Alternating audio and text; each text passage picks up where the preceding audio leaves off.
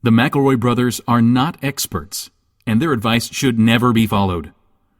Travis insists he's a sexpert, but if there's a degree on his wall, I haven't seen it. Also, this show isn't for kids, which I mention only so the babies out there will know how cool they are for listening. What's up, you cool baby?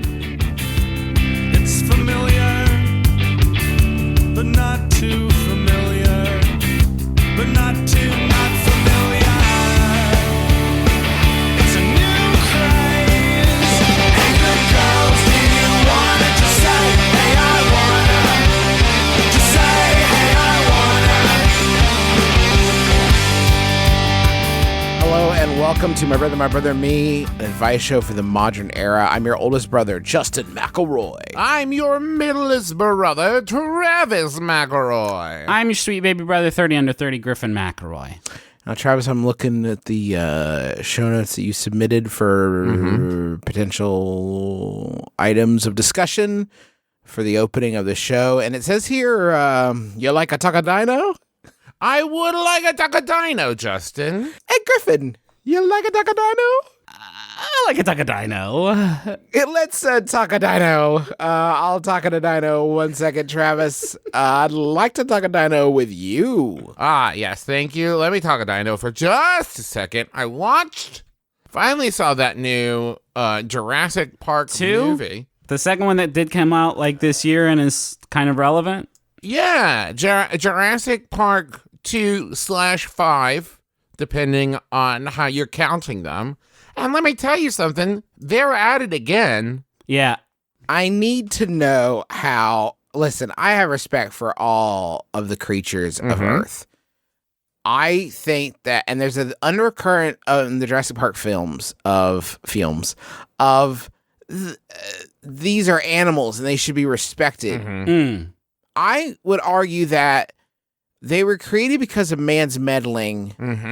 They are the children of men, and we may do with them as we wish. They're the products of our hubris. Yeah. God has nothing to do with them. They are our products. So why, at the beginning of Jurassic Park, I guess 5? Why is the first scene not President Barack Obama Jr., Barack Obama's son, because it's in the distant future. Why is the first thing that happens not the president saying, kill all these fucking dinosaurs? Hey, everybody, kill every dinosaur. We're not doing it anymore. Everybody kill all the dinosaurs. You can't have them. How are we so good at extincting tens of thousands of species every year? Accidentally. But we can't wipe out these fucking dinosaurs. I would like to remind everyone that we guys, live in... I'm sorry. Just the doorbell rang. Sorry. Oh, guys, John Hammond. He's come to claim. He heard us talking. I spared no expense in doxing you, Griffin. It's a bag of dog poop. I left it upon your stoop. It's on fire. Gave you a flaming dog poopy bag. That's T-Rex poop. I heard you talk a dino. You should talk a nicer dino. Griffin, did you ever have a flea circus? I've had 6. Spared no expense. Griffin's still gone, eh? He's been crystallized in amber. Yeah, okay, I will talk about this because Griffin's not here, so I get to talk about it. John Hammond says the first attraction he made when he came to America from Scotland was a flea circus, right? Can you imagine how bored you have to be to see an old man playing with a tiny circus and be like, I would love to pay some money to watch this old man play with this tiny pretend circus. He's just on a corner? Like, what is he doing? All right, I'm back. He's back. We were talking about John Hammond's flea circus. John Hammond's flea circus, Griffin. Wait, were you guys doing the podcast without me? We were, just a little bit. What the fuck? There was definitely lacking something, so I'm so glad you're here. So John Hammond said he came over from Scotland. The first attraction that he had was a flea circus. Right. So here's what I'm trying to figure out. Did you just walk up on a corner and see old John Hammond playing with a pretend circus on a corner, and he's like, wait, if you're going to keep watching me play with this pretend tiny circus, you're going to have to give me a quarter. Right. Because this is business. And that happened 8 billion times until now he he's a had billionaire. $4 billion. And then a wealthy investor with a monocle did come up and say, like, this would be cool. Have you thought about doing it with dinosaurs? This is the thing that really floored me watching JWFK, is that me, Travis Bagger, I live in a world in which once we cloned a sheep and people talked about that motherfucker for like 10 years. And in JWFK, everyone has acclimated to the fact that there are now dinosaurs super quickly. Everyone's just like, yeah, I get it. I'm over dinosaurs, but like, yeah, me too. Doesn't that parallel us as the audience? When Steven Spielberg first unloaded his boat full of beautiful robot dinosaurs, we all lined up at the shore to wave our hankies at them. These conquering heroes. Give us your thunder lizards, Stevie. They look so real.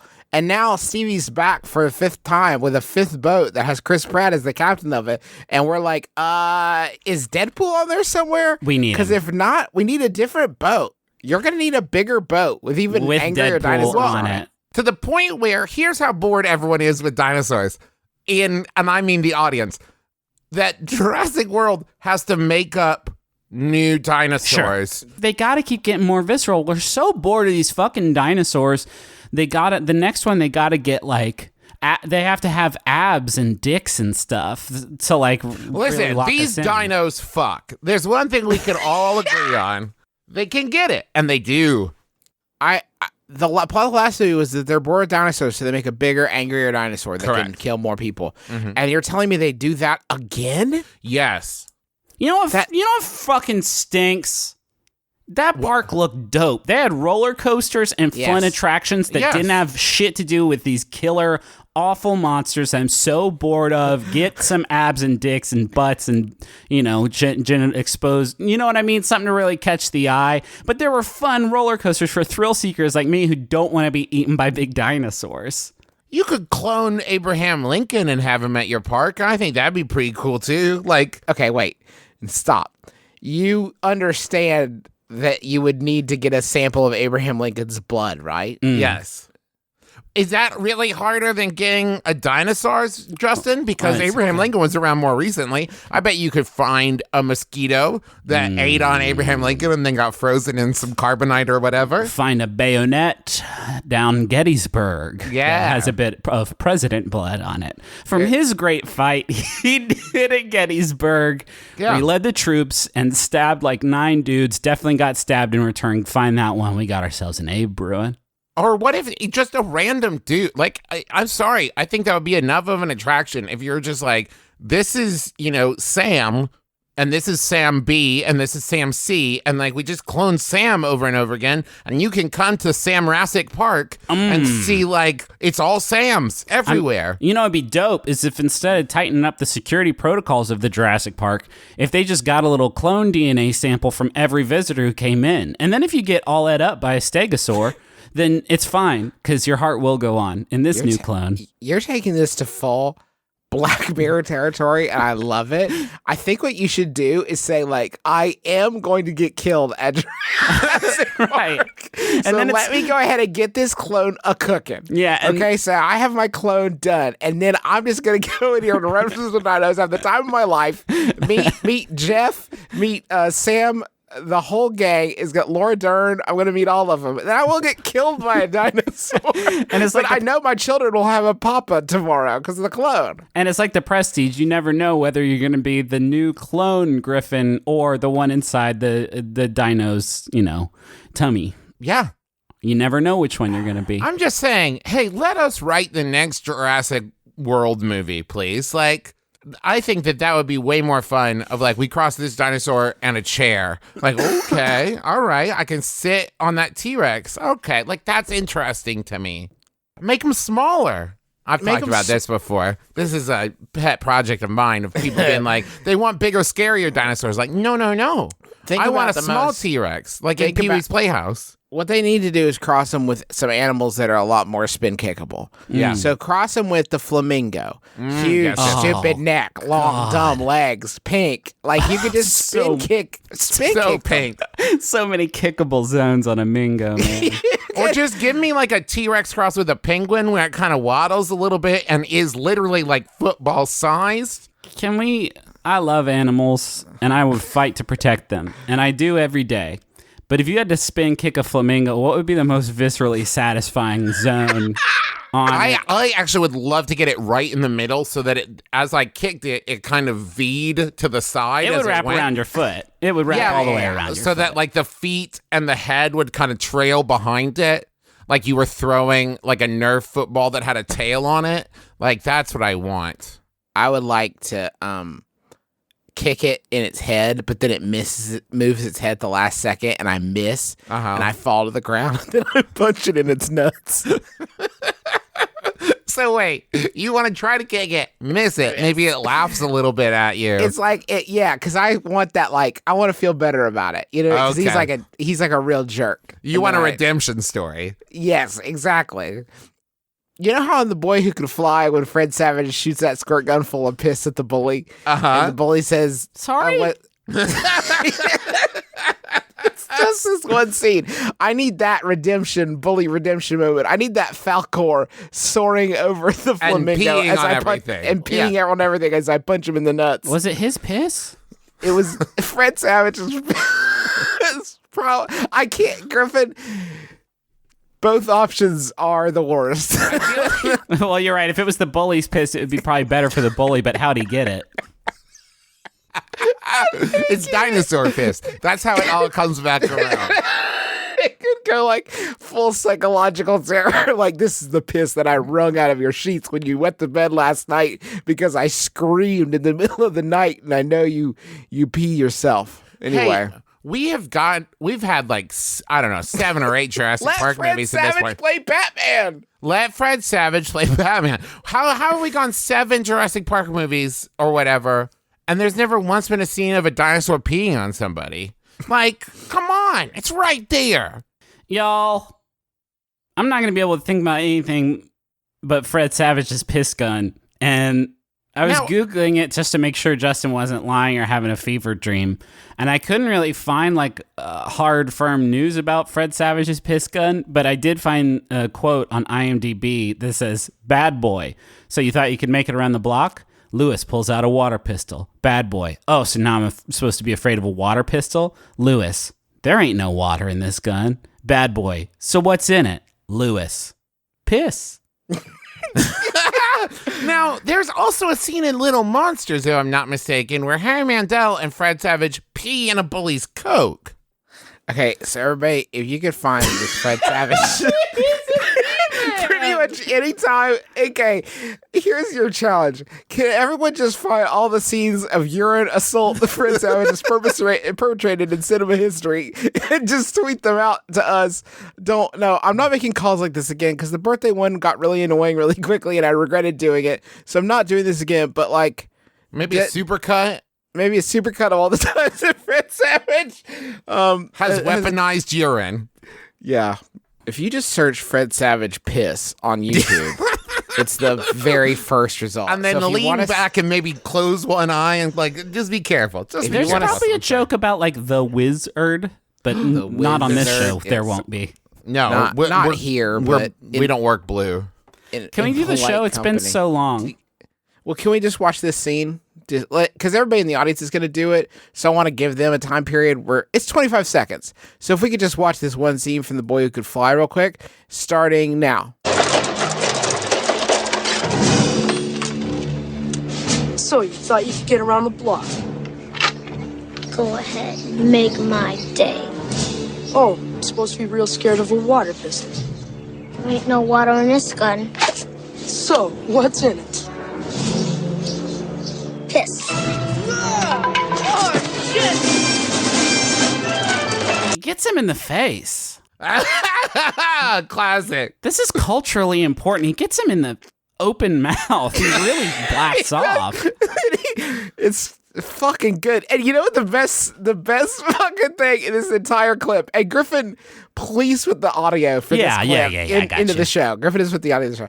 The best fucking thing, though, you do have to go watch it because the last thing that happens, Fred Savage, I should mention, is like 8 and on a big wheel.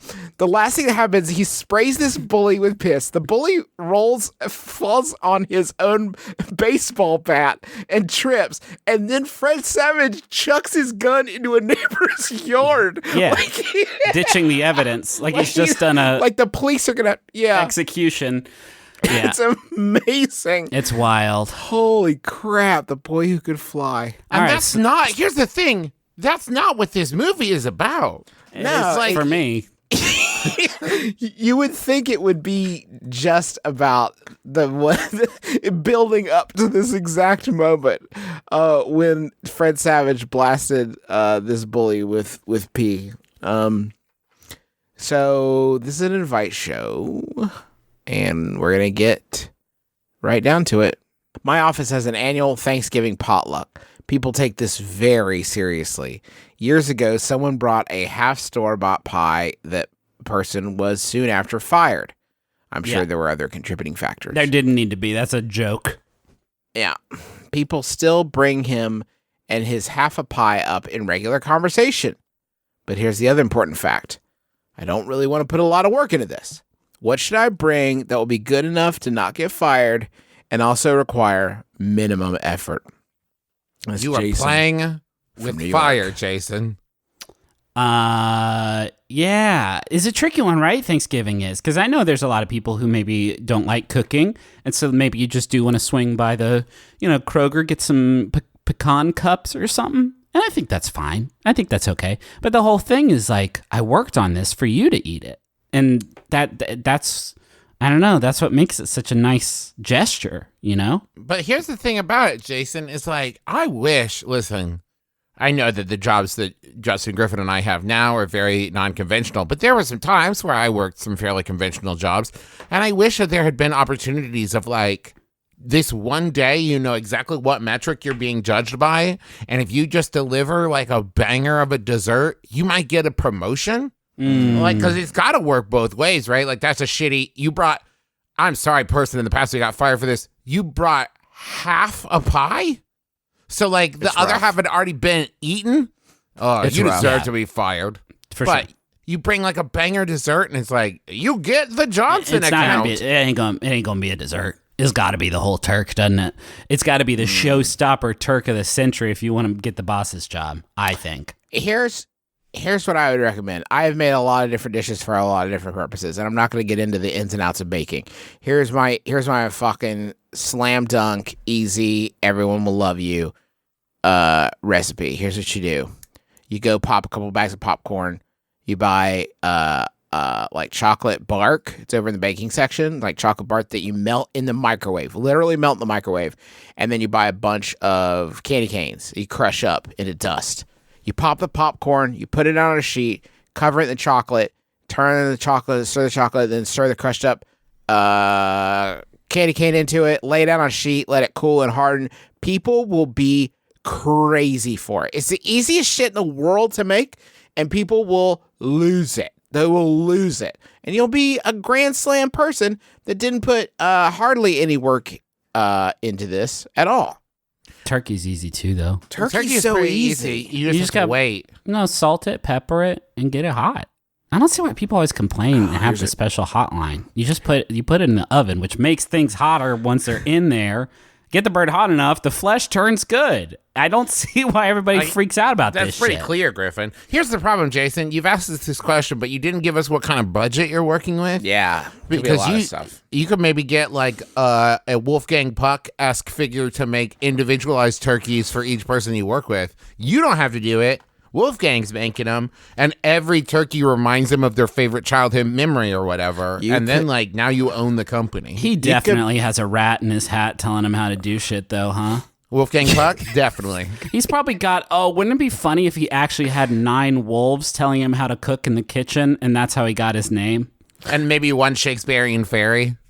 Wait, you could tell your boss that you will bite the bullet. You'll make the turkey for everybody. You'll you'll be in charge of turkey to bring in, but you're going to have to stay home and babysit this bird. You got to babysit the bird because you never know when it's going to be done. Yeah. So you got to stay home from work. Come in at lunch because you got a turkey baking at home. So this is like you get the day off, but you do have to bring in a turkey, and there is that stress of being sort of the centerpiece. And then you be the centerpiece and let them eat the turkey off of your body. That's what's good is you don't even have to cook the turkey. You come in with it on your head like in Friends. I want to tell everybody a fun, a quick sidebar, cooking sidebar. I feel like this is going to be this sort of episode with a lot of sidebars and fun blind alleys. It was my in-laws' 40th anniversary this weekend, and they went up to Lexington at I believe you've been there, or sorry, Louisville. I believe you've been to the Brown Hotel, Travis. I have, yes. Okay, that's the name of it. It's not like I can't remember the name, and I'm just telling you the color. It's the Brown Hotel. And they decided to stay in the last night they were there, just enjoy each other's company, and get a nice pizza delivered by Grubhub. So they order this pizza from Grubhub, and when it shows up, they understand, they come to realize instantaneously that they have ordered, that my father-in-law, Tommy, has ordered a pizza from a take and bake pizza place. Oh, goodness. So you tell them what ingredients you want, and then you come there and pick it up, and then you bake it at your house, which I guess is a restaurant concept that I was not aware of. But at no point during this exchange of ideas did anyone say, like, this is not going to work. You're not going to be able to bake this pizza in your hotel room. It just isn't going to happen. And I asked my father-in-law, because I know him very well, you didn't throw it away, did you? And he said, no, I didn't. We had bought a beer cooler with us, and I put it down sort of sideways into... Yeah. Yeah. And kind of put ice down at the bottom of it and kind of left it standing up inside the cooler, buried in this ice. But then I went to check on it the next morning, and it had just collapsed. Yeah. But good news, I invented pizza water, which is great. So I threw it into the trash. Can you imagine being the maid cleaning this room? Like, what the fuck were you all doing? What kind of wild party happened in here? What was your strat? Did you make the pizza and then decide at the last minute? No. It's no. wrapped in plastic. Oh, man, that's good. Hey, how about a Yahoo? Yes. This one was sent in by lots of people. Thank you, everybody. Is asked by Yahoo Answers user. They're anonymous, so I'll call them Boris asks, can you be naked in a laundromat? Can you wash the clothes you have on and be naked in a laundromat while they're washing? Have you guys ever cooked laundry in a laundromat? I've cooked some laundry, both in college and post-college. Living in LA, I've used several laundromats. I understand why you can't just be fully, nude in public most of the time. I mean, I can't, but I understand why folks get up in arms about it. But in a laundromat, it doesn't feel fair, does it? It's like if you did go to a Pizza Hut, but they stopped you from eating the last slice of pizza every time. Do you know what I mean? I need to cook all my laundry except for this one last little bit. You will never know the experience of having all your clothes clean at the same time. It does kind of feel like when you get to the laundromat, they should like hand you a robe and like invite you into like a changing room. They should provide that for you. Like, I get you don't want me nude with like my business out, so give me an alternative. You know what I mean? Give me like an airlock that I can walk through, change into the robe, and then walk through the rest, and I'm in the laundromat in my robe. Or just somebody's old cruddy dungarees that they left behind, and that like are a sort cycle, like we cycle through the clothes. Well, kinda. Just I was thinking of one communal pair of dungarees, and we don't have to cover the top, just the bottom, because that's where the worst stuff lives. And so we could just have one crusty old pair of dungarees that, you can use as needed, and they can be pretty big, and you just cinch them up. Could you have a place that is a combination laundromat spray tan place? Okay. So you want to get that sun-kissed look here in early November, you go in, you throw your clothes in the wash, and then they give you that great look. But here's the one thing about it is that it needs to do a place that does it all, or else it's not going to be complete. The process will not be complete. So it needs to advertise itself as like, yes, we do the butt too. Oh, yes, okay. Your butt will be tan. I guess if they could Justin, give you there a is diaper. no way on Earth that doesn't already exist. You think? Like a spray tan / laundromat. It just seems to me like not that wild of an idea. It's It like a has to pretty- exist somewhere. Now, let me hit you with this. A spray tan laundromat where you put your body in the washing machine and they spray tan all your clothes. Okay. Just to give them a little sun-kissed Sun-kissed, color as we yeah. move into the long, long winter months. Or what if it's like a combination laundromat spray tan where you walk in your clothes, they spray tan you, you're still wearing your clothes, and then you take a step forward, and then they wash your clothes while you're wearing them, like a car wash. Okay. So you're getting the spray tan, and then they wash the spray tan off your clothes. How about a combination laundromat spray tan Taco Bell? Okay. Okay, so then you eat the Taco Bell, you shit your pants, you throw it right into the wash. Mm-hmm. And I mean, you drop all their messy, nasty lettuce all over yourself, and it's got sauces you wouldn't even believe of that paint the front of your shirt. Just a beautiful spectrum of hot colors. And then you're going to have to wash those off while you get a sweet sun-kissed look. And I think you can just knock out all your needs in one go. What about a combination spray tan and laser tag place where the laser tag guns shoot spray tan?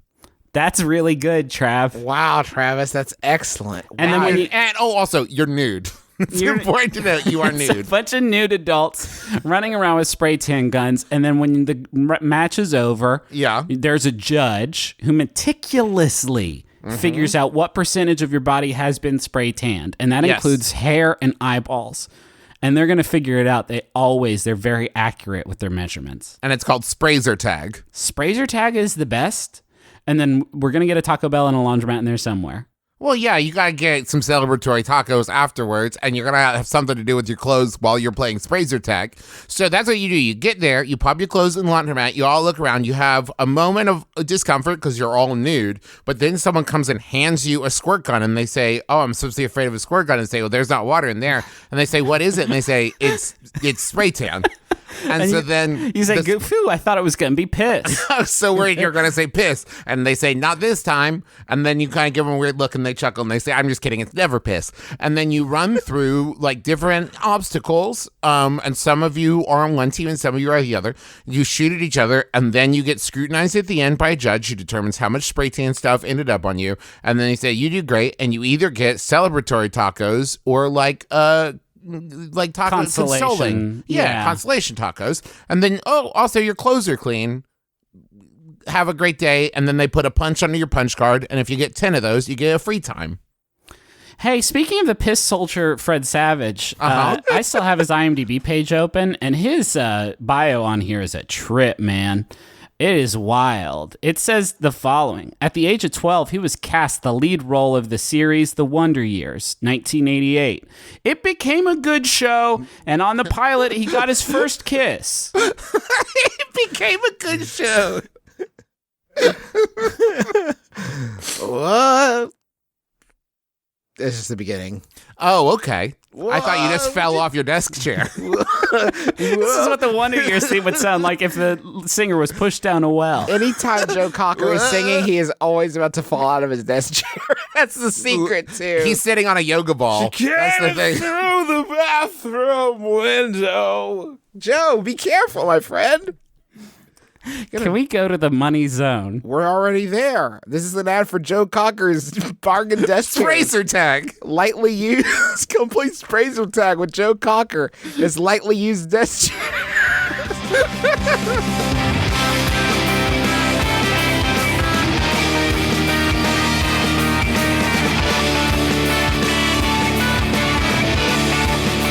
This is an ad right here. This is an ad for Ring.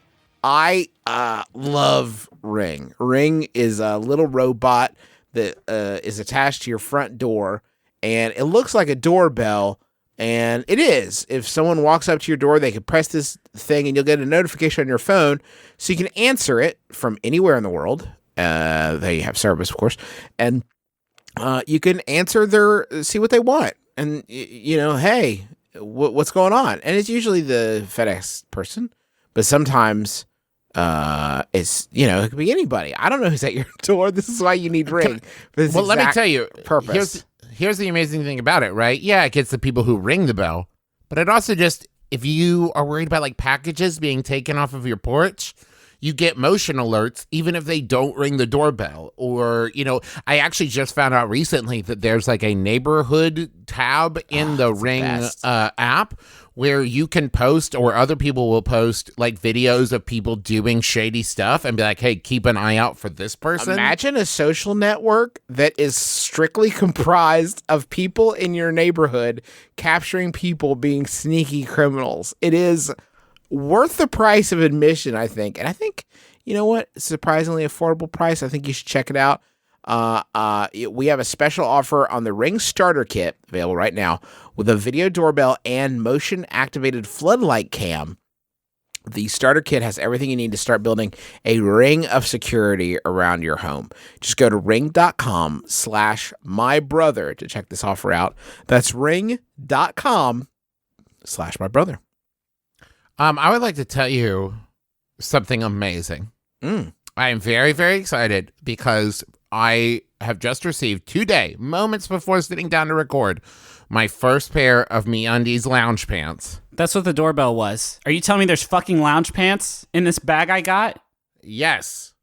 And here's the thing. They look like flannel pajama pants, but they're made out of MeUndies material. That micro-modal fabric, which is 3 times softer than cotton. And if you've never felt this fabric, get ready to experience pure bliss in underwear form. Like, I am a little worried, honestly, that if I wear this micro-modal pants with my micro-modal MeUndies, I will be so comfortable that I will Alex Mack into a puddle.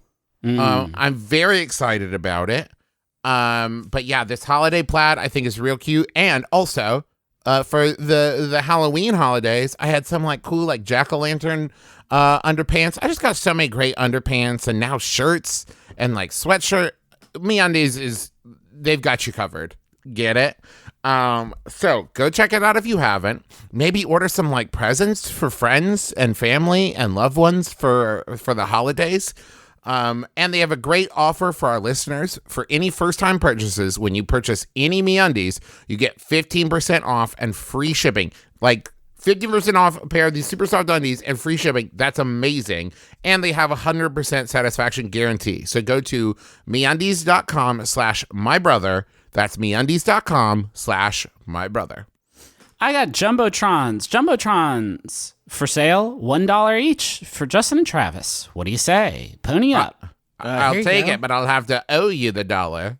All right, so this one's for Sarah, and it's from Sarah. That's weird. They have the same name. Just kidding. They're the same person. Here it goes. Sarah says to Sarah, surprise. Is it? Is it? Well, Sarah bought this while hopped up on Ambien. All right, maybe. Surprise! It's Random Self-Appreciation Day. Push the clock ahead an hour to put the kids in bed early tonight. Pour yourself a glass of wine and dig out the Oreos that you've been hiding in the grape nuts box. That's a clever ruse. Ain't nobody gonna fucking look in there. You work incredibly hard and you deserve this. Great job. P.S. You just blew up your secret cookie spot. Remember to find a new one. Not gonna be as ironclad as grape nuts. Those things are awful. Sarah, I love this full-blown grift you have planned on your kids of moving every clock in the house forward an hour so that you can be oh, it's bedtime. And the kid's the sun's out and I do not feel tired at all. And you're well, it's 8. And they're I guess you're right. And they go to bed. Can't argue with the clock. Here's one that is sent in by Benji, and it's from Shreds, who says, Ben. And then I have to wait because I scrolled up accidentally. Oh, no. Ben. You are the kindest, most selfless person I've ever known, and I'm proud to be your best friend. Thank you for baking such good pretzels and donuts, and always being there to watch Jeopardy with me, and being the best travel buddy imaginable. You're the coolest astrophysicist and the best boyfriend ever. Love you. Did you boys know They have Jeopardy on Netflix, and that's not a joke. What? Why? Yeah. Hey, Griff, Yeah. why, bud? Yeah. Unless it's like only the wildest, too hot for TV Jerry Springer episodes of Jeopardy that they can't show in syndication, where a dude wearing shorts gets excited and a nut comes out. That one's got to live on dark Netflix. Since the dawn of time, screenwriters have taken months to craft their stories. But now, 3 Hollywood professionals shall attempt the impossible. Break a story in 1 hour. That's right. Here on Story Break, I, Freddie Wong, Matt Arnold, and Will Campos, the creators behind award-winning shows like Video Game High School, have 1 hour to turn a humble idea into an awesome movie. Now, an awesome movie starts with an awesome title. I chose The Billionaire's Marriage Valley. Mine was Christmas Pregnant Paradise. Okay, next we need a protagonist. So I've heard Wario best described as libertarian Mario. And of course, every great movie needs a stellar pitch. In order to get to heaven, sometimes you gotta raise a little hell. Oh, that's the tagline! Check out Story Break every week on MaximumFun.org or wherever you get your podcasts. How about another question? Absolutely. I am pregnant. Several of my friends are pregnant as well and are due close to the same time as I am. Our kids will be around each other enough that having the same names will be annoying and confusing. Do I announce my potential baby name to stake my claim or keep my mouth shut to avoid poaching? That's from Should I Name It Bramble Pelt? No one would steal that. This is not an issue, I feel like. There's so many names, aren't there? There's so many freaking names these days. I don't think it's going to be a big problem. And I think that your friends would understand that if you're like, I'm going with Dylan, and they're like, well, now I'm going with Dylan, they're like, okay, well, we can all agree that that's not okay. Like, We can't. Yeah. Yeah, but at the same time, if they had poached the name that, I have friends who have babies around Henry's age. If they had said, now we're going to do a Henry right before we announced our name, that would be a big bummer, huh? It'd really take the wind out of my sails. Maybe you do need to stake your claim. Now, Griffin, you've got me thinking, saying the name out loud is more important. Yeah. Or what you could do is you could do what, movie studios do and come up with, a fake name that you send out all the film canisters listed as, Blue Harvest. What? Blue Harvest. It was a Star Wars Empire, I think. Damn it. That's what I was going to name my next kid, though, for real. You're going to name your kid Blue Harvest? Blue Harvest McElroy. Middle name, Jonathan. Blue Harvest is the first name, all one word. Here's what you do. Pick a name that you love and you're excited about. And say it's Davis. Is a great, powerful name for a child. It calls to mind Jim Davis and all his great jokes. So you pick Davis, and then your friend, you don't announce it, but your friend says, proud to announce coming 2019, the boy Davis, my boy Davis. And you say, well, shoot. But you want to get revenge on him, but you don't want to be so on the nose that you give him the same name. You do a rhyme. Ooh. It's like Travis. Like Travis McElroy. Oh, you know what you do? You don't announce it, but your friend's like, I'm going to go with Davis, and you reach in your back pocket, and what's that? It's an envelope that you mailed to yourself. Got to. Where you've written the name Davis inside, and they're like, damn it. You could do an arm wrestle for it. Arm wrestle for the fate of Davis.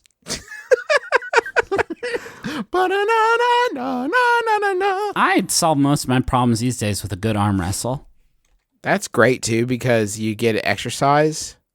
You get exercise and you get stronger arms, which is good because arm wrestling is fun and usually pretty low stakes, except for this one example. Usually it's pretty low stakes, though. But when you have an assailant coming at you and you need one strong arm, that's not going to be low stakes. That's the real deal. That's the big show there. How come there aren't more fight scenes that are just arm wrestling? Yeah, or them just using their one big strong arm to fight everybody. They got huge and jacked from arm wrestling. Do you guys want a Yahoo? Yeah, please. I do, actually. Thank you. Okay, so this one came in from Cool Ocelot. Thank you. It's Yahoo Answers user Abby who asks, Can I trick somebody a Walmart into thinking I had a prize in the claw machine and it got dropped by the claw machine and I want to have it? That's really good. That It's the is perfect scam. Yeah. What would be the utility of this, do you think? Get stuffies. Maybe it's one of those claw machines where there's like vouchers inside. Oh, or an iPod Nano, and the claw picks it up, but then it falls before it goes in the hole. And then you call over a Walmart employee and say, hey, just so you know, the claw had the iPod Nano in its grasp, and there must have been a malfunction or a glitch or some sort of hardware flaw because it fell. It fell out of the hand before it could go in the prize hole. So I'm wondering what my sort of like recompense is. What's our next step here? What's the next step? You tell me. Do I write a letter to the claws company, or is this a manager that can come in and just fish that iPod Nano out of there for me? Because the claw fucking had it. I don't know what to say. It If you fucking watch had the it. tape, It was there. Like, it was locked, and it dropped it. I didn't drop it. I didn't drop it. I did my job. I told the claw where to go. And it went there, but then it fucked up by dropping it. Yeah, and it had it. And here's what I would tell the Walmart employee. If I was going through the checkout line and the person checking me out dropped like my carton of eggs, I feel like you all would get me another carton of eggs. And this claw machine is your employee, and it dropped. This is still a shop, isn't it? I bought a stuffed animal from this vending machine, and just when the claw was over my selection, it dropped it. And this machine is defective. Listen, if this was a gumball machine and I put my quarter in and I turned it and no gumball would come out, you would open it up and give me a gumball, right? How is this any different? Sure, it's got a few more moving parts, but it's a vending machine, isn't it? Like, at this point, the person has definitely given you stuffed animal, right? For sure. Yeah, but now it's a principle thing, Justin. Now I have to continue explaining yes, listen, I appreciate that you've given me this hilarious Bart Simpson toy, but I need to continue explaining to you why I was disappointed by this interaction. I bought that SpongeBob in there with my own quarter and made the claw go where it needed to go. But then as it was retrieving it to the prize hole, a large boy did bump into the machine and made the claw drop. So is that an act of God that for the insurance purposes, or what's the deal there? I had promised this to my nephew William, and now he will be so disappointed if you do not get me that SpongeBob. Also, have you seen my nephew anywhere? I got distracted by this vending machine. I'm very concerned. Y'all ever see those boys? Oh no, William's inside the machine. Well, I was just about to say, y'all ever seen those boys that do get inside the machine? And it does happen for real. It just seems like the machine shouldn't be built in a way that would allow that, huh? Yeah, it also seems like they should have a way to get the kid out without using the claw. It's fucked up, right? That kid's going to have claw-based nightmares for the rest of its life, what with all of its grasping and grabbing at the child, trying to lift it into the prize hole. And also, like, maybe, like, you start to get in, you're like, well, I've put $5 worth of quarters in, I still haven't gotten that kid out. Shit. Like, I'm out of quarters, I don't know what to do. How fucking tight would it be if David Blaine was like, y'all, I got a new stunt. I might get up in this claw machine, and that'll be my new house for 4 years. And then you just point to which toy you want, and I'll drop it down the I'll just drop it in, baby. No problem It's at not a all. big deal. David Blaine, get out of there. I can't. Honestly. I can't, sadly. But do you want, I don't know, what do we got here? Oh, is that a copy of Grand Theft Auto? Do you Here want you that? go. My adult body's too big for the small claw, unfortunately. So I live in here and I will die in here. You can maybe fish my individual bones out of here in, 50 years or so? My magical bones. Oh, nice. I got David Blaine's skull. That's the big one. I'm going to scry with it. Excuse me. I had David Blaine's skull in the claw, and it dropped and fell. So I'm going to need you to get that for me. Thank you. Kervin, do you have any Yahoos? I feel like we didn't do a Yahoo. I literally just did one, but we can do another one if you want. I'll do a question. You're right. I forgot that we had spun that off of a Yahoo. I work in a trendy tech startup. I just got back from vacation to discover that the owner of the company has installed speakers throughout the office to play elevator music in an effort to combat our noise problem. It has only made things exponentially worse. However, we discovered that we have access to the audio input for these speakers. Brothers, what music or sounds can I play to cause enough chaos that the owner removes the speakers for good. That's from disgruntled employee in Florida. Can I ask a question, Asker? When you say noise problem, do you mean like employees talking to one another? They don't actually, they say our noise problem as though we at some point have been clued in as to what this noise problem is. Like, this is our first time hearing about it. So I am not sure what exactly they're referring to. When we took BB trick-or-treating, we got into the car and we were driving to a friend's house where we all went together and took our kids together. And Teresa said, there's a Halloween station on Sirius XM, and she flipped to it. And it was just spooky sound effects. It wasn't like music. It was just spooky sound effects. Nah, that's good. Play it all the time, not just at Halloween. Because things can be spooky even when it's not Halloween, y'all. We had this great cat over at Vox in the olden days, who I believe was on our video team, and they had a system like this in the bathroom that they had rigged, and they actually recorded their own radio station for people to enjoy in the bathroom called Bath Tunes, if my memory serves me correctly. And they would record interviews with people in the office and play them in this bathroom radio station. And they of course had their own songs that they had programmed in to this radio station that they were sort of running, but they had also put in a lot of different interviews with different employees that was for Bath Tunes. So I think if you want to get a little more creative with it, you could always run your own pirate radio station about the office comings and goings. And you know what I found? I actually have pretty good experience with, if you do things like this that make especially like a tech startup that make it, or like a tech, like a Trinity tech company, if you do things like this that make your office seem like fun and quirky, like a cool place to work, sometimes it can get you out of doing real work. When I was at Best Buy, I used to try to sell karaoke machines by setting up a playlist and doing karaoke by myself in the middle of the Best Buy, just like doing whatever tunes I felt like, trying to sell karaoke machines and the ill-fated music streaming service Rhapsody, if memory serves correctly. So I would try to sell the 2 karaoke machines that we had in the store. I would open one of them, completely void its worth, and then I would just do karaoke. But you know what? It made it seem like a fun place to be and a fun place to shop, and I got out of working for like 4 hours. So maybe you could swing something like that. Have you thought about a fart? But hear me out. It would start out really quiet, and so people would look around and be like, uh-oh. And then the next day, you'd bump it up like half a decibel. And you would keep doing that and see how long it took for people to realize it's coming from the speakers above you. And maybe you record it with like a binaural microphone, so it sounds really realistic. And you could maybe choose which speaker it kind of favors. So people are like, uh-oh, it's definitely accounting. But then the next day, it really sounds like it's coming from, customer relations or whatever. That's my first funny joke. My second one is, what if it played the pizza music from Spider-Man 2 that it played the game, and it just constantly got faster every time it finished? And that would help with your efficiency as a company, because everybody's going to be working so fast because of the fast pizza music. Griffin, can I take your idea and spin it a little bit? Classic. Mm-hmm. What if you took the fart idea, right? And what you did is you started... I thought you were going to do the pizza idea. This is a better one. Either one works, really, for this idea. You start it at a really, really incredibly low, imperceptible volume, and it's a constant.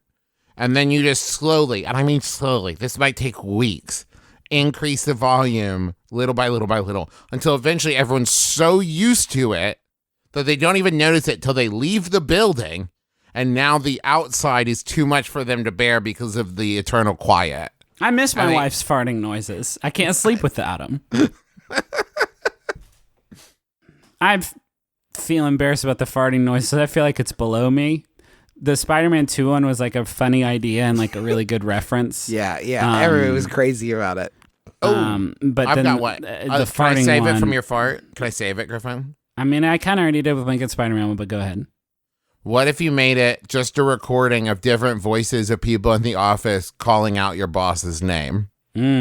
Oh, they're all over the place then. Yeah. That's amazing, Travis. Good job. I thought that was going to be so much horse shit, but it turned into something. Thank you. Yeah, no problem. Bob. Or, just get a recording of whatever the noise problem is that you have in your office and play that. Play that over again over the speakers. What is the noise problem? Can we get some clarity, please? It's like playing the pizza theme music outside so loud. And the only way to cancel it out is to play the opposite of it. Could you play the opening 4 bars of Amber by 311, but every time it gets deeper?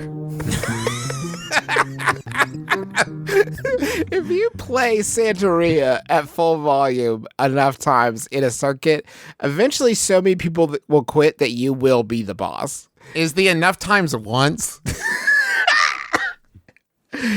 Now listen, that's not allowed. Hey, we don't joke like that on this podcast. That's not allowed. Have we done an hour yet? Yeah, folks, that's an hour. Thank you so much for joining us for this episode of the podcast. I want to say stop. I want to say happy birthday to both my beloved brothers. They turn ages tomorrow, the day we're recording this. What's it going to be, 37, 34? Nope, close, 35, 38. Oh my God! Okay. That's so high. All right. Thank you.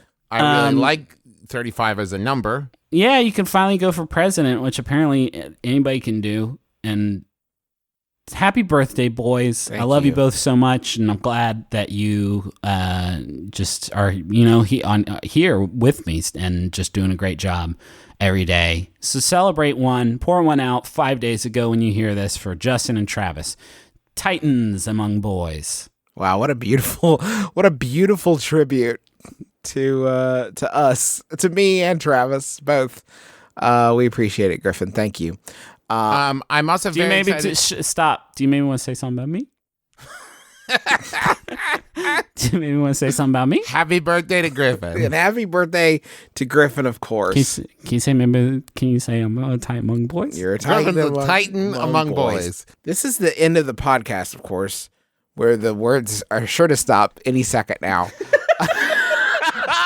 We promise. We promise. We can assure you of this. I don't have anything to promote. Okay. Okay. Was that just it? Oh, I thought you were gonna. No. All right. Buy the Sawbones book. My wife and I wrote a book. bit.ly/the Sawbones book.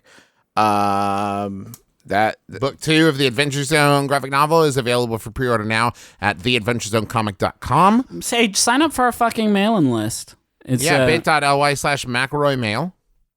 Sign up for that. The one thing I will say real quick, we got t-shirts up now at McElroymerch.com where you can decide between a dog with human hands or a cat with a human face. Oh, yeah. They are so good. Louis Zong made them. They're my favorite shit ever. But you're only going to have till the 15th to order these shirts. Is a very limited run because the joke won't be funny after then. That's about how long the expiration date is on this, so go get it. And also coming up November 16th, there's a Cincinnati Underground Society show. You can get tickets for that. If you're going to be anywhere in Cincinnati, come out. You can get tickets at bit.ly/cuss November 2018. And come see me and all our super fun guests and join the society. I just want to apologize for being sick for a month and a half now on every recording that we've done. It's not a permanent thing. Eventually my body's going to beat it. And you say that, Griffin, but I've known you since you were a child. Yeah. I've had some nose issues, and it must be bad to listen to. There's one episode where everybody thought I had been replaced, and I'll never tell. Do you guys want the final Yahoo? Yep. Yeah. I didn't pick one, but I'll use one of the other ones. Yeah, this one's pretty good. It was sent in by Level 9000, Drew Davenport. Thanks, Drew. It's Drew Answers user Guy, who asks, when is Santa's birthday? My name is Justin McElroy. I'm Travis McElroy. I'm Griffin McElroy. This has been my brother, me. Kiss your dad square on the lips.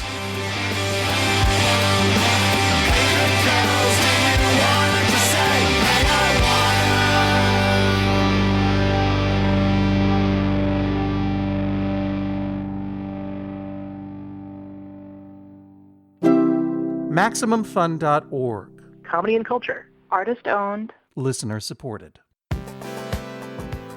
How does this sound? A weekend on a beautiful mountaintop in California. You wake up, eat a tasty meal with some new friends, some old friends, maybe the host of your favorite podcasts. After that, it's a couple of inspiring classes, spectacular podcast tapings, a hilarious stand-up showcase, a dance party, and more.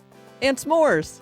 All of this can be yours at Max FunCon, returning to Lake Arrowhead next June. Tickets go on sale Friday, November 23rd. Put that on your calendar because Max FunCon tickets always sell out. Get a head start planning your next summer vacation and go to maxfuncon.com to learn more.